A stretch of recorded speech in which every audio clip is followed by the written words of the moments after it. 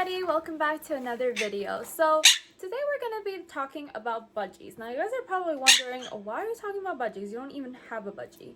I used to have a rescue budgie when I was younger. So budgies are highly abused. They are probably the bird that people most abuse and lack so much knowledge in their care. A lot of people don't know that they are parrots. Yes, a lot of people fight about this. Scientifically, a parrot has to have these two factors in order to be considered a parrot. Zygodactyl feet, which means 2 feet in the front, 2 in the back, so 4 toes in total, and a hooked beak, which a budgie fits that criteria, therefore they are a parrot. They are native to Australia, and they can actually learn to talk. They are highly intelligent birds, and a lot of people just see them as dumb little birds who live 5 years. Budgies actually live 10 to 15 years. Sometimes they even reach 20. So they have a long lifespan, and if you are going to get one, you want them to live that lifespan and not just 5 years, because that sounds terrible. And because they are cheap and highly overbred, they are accessible to a lot of people, and a lot of people buy them for like $25, $30, bring them home, put them in a tiny cage, and then they're like, hey, I have a bird. No, when we're going to talk about all of it. So let's start off with talking about a proper cage size. A lot of people think, and this is due to a lot of advertisement, that a proper cage size is those tiny little cages that you find at the pet store. They say for budgies. Those are travel size cages. It is not a proper living space. That is like if you lived in your closet, you want a room, obviously. I'm gonna read this because I can't remember numbers. Proper caging size is 36 inches wide and 24 inches deep. Yeah, that is a proper caging size. You should be placing the cage somewhere near a window so that they can look outside and as well receive sunshine, so that gives them vitamin D in order to fortify their bones. Very important. Next, let's talk about what kinds of toys they should have in their cage, because you want to decorate the cage and keep them entertained. They should not just have like one perch. You should be avoiding mirrors. I know that mirrors are so popular to get and they advertise them for parrots. Not every toy that they make is for parrots. False advertisement. Mirrors cause psychological problems because then they either look at the mirror and think it's another bird in their territory and get aggressive, or they think it's a mate and then they get all hormonal over it and fall in love. These are psychological damages. You definitely don't want this. As well, you should be avoiding a box or hut type area for them to sleep. Budgies are migratory birds and they only ever settle in like boxes or nests when they want to breed. Unless you're planning to breed them, all you're doing is messing up with their hormones. They're gonna get aggressive, they're gonna get hormonal, they're gonna want to lay eggs. Don't want this. Just avoid yourself a lot of trouble. They should just sleep on a perch. They don't need these. They need toys to chew like softwood kebabs or cardboard, and they're gonna destroy this, which means you're going to need to replace it, but it is very important for them to have. You should avoid woods as their beaks are not strong enough to break these. You're gonna need like a sun on your beak or anything above that. Avoid rope or cotton toys. These just have fibers that they're gonna bite and possibly swallow and then build this little ball inside their stomach and then need surgery to remove it. You can see why you should avoid it. Get multiple natural wood perches. You're gonna need more than just one perch in their cage. Try for like 3 or 4.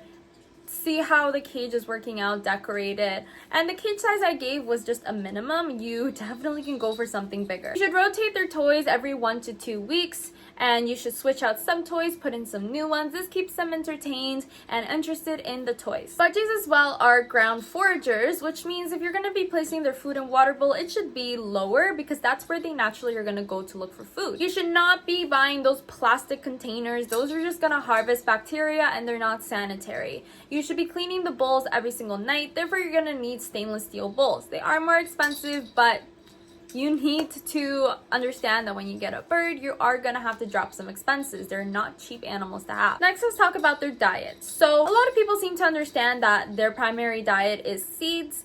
This could be further from the truth. Again, this might be due to false advertising. When you see a bag of seeds, it has a budgie on it and it says budgie food. No, seeds should be used as treats or training tools. It's okay to give them some seeds, but it's not their primary diet. Their primary diet should be a blend of pellets, those small natural pellets for budgie sizes. It as well should be some fruits and some nuts.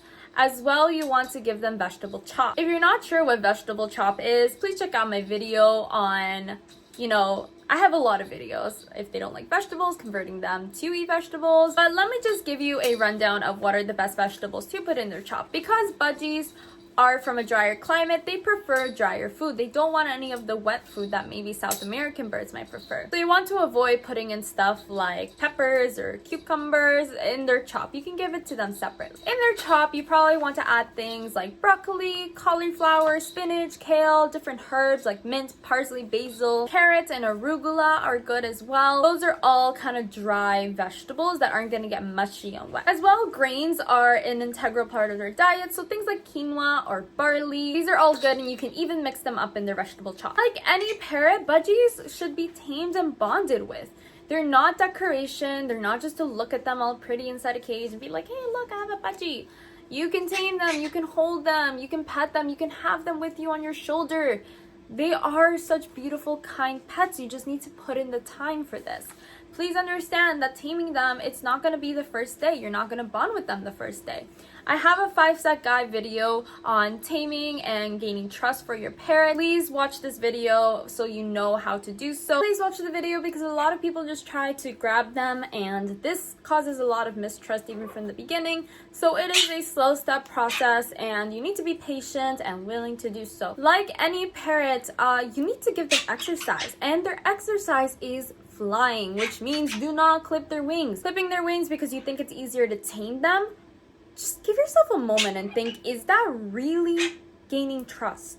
You are taking away their ability to fly, their free will, their ability to just say, hey, I'm not trusting you yet, and you're forcing them to do so. That's ethically really wrong. On top of that, their flight, they need to learn how to fly. A lot of people see them, try and fly. They kind of just crash a little bit into something. They're like, oh my goodness, clipping their wings. They're stupid. They don't know how to fly. Think to yourself again, do baby birds in the wild are born knowing how to fly, or do they need to learn, make some mistakes? Same with toddlers. When they're learning to walk, they might fall, bump into something, get a bruise. It's not the end of the world. You don't tie their feet together.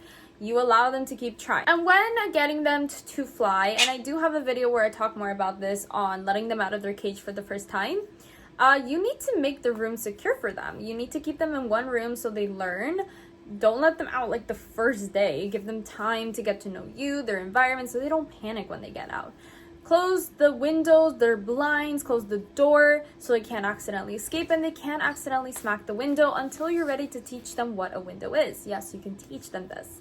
They're very smart animals. Budgies love chirping, they love chatting, they love listening to the TV, music, people talking, and they're gonna go chatter, chatter, chatter all along. A lot of people mistaken this fact and thinking that they only need to be out 1 or 2 hours. Hello, beautiful. But you need to give them 6 to 8 hours minimum of out of cage time. Yeah, maybe you're like, that's ridiculous. Like, what? I can't do that? Parrots are not for everybody. They're not for everybody's lifestyle. They're not for people who work 9 to 5. They're not for people who go out a lot. You kind of need to be home, and you need to give them out of cage time. Now, I'm not home all the time. I am home majority of the time. And these guys, they're out of their cage all day until it is nighttime. I do have a video again. Sorry guys, I keep referring you to my videos. I go into more detail about free roaming birds if you are interested in just keeping them out, and that way they have that freedom until you come back home. Check that out if you want more information on that. So please do your research before getting a budgie. Please understand and look at if they are part of your lifestyle. And if they are not, please do not be selfish. Be selfless and do not get a parrot, because you don't want them to suffer. You don't want them to not have that ability to enjoy their life, because they're not meant to be in captivity. They're meant to be free, and we just have to do the best we can to care for them. And on top of that, if you're looking to get a budgie, I would recommend trying to get a rehomed budgie, people who are just trying to give them away or can no longer care for them. You can find a lot of websites where they have listings, and just because they are kind of like rescues, it doesn't mean they have problems. There are some rescues that need a lot of work and rehabilitation, and that is for kind of people with a little more experience. But a lot of them are just, hey, the owner died. Hey, they can't take care of them anymore. And they are just like getting a new budgie. And the process of just trusting, gaining their trust, taming them, it's all that. Make sure as well you have an avian vet nearby. This is really essential because they need checkups. They need, in case of emergency, something to go to so they don't die.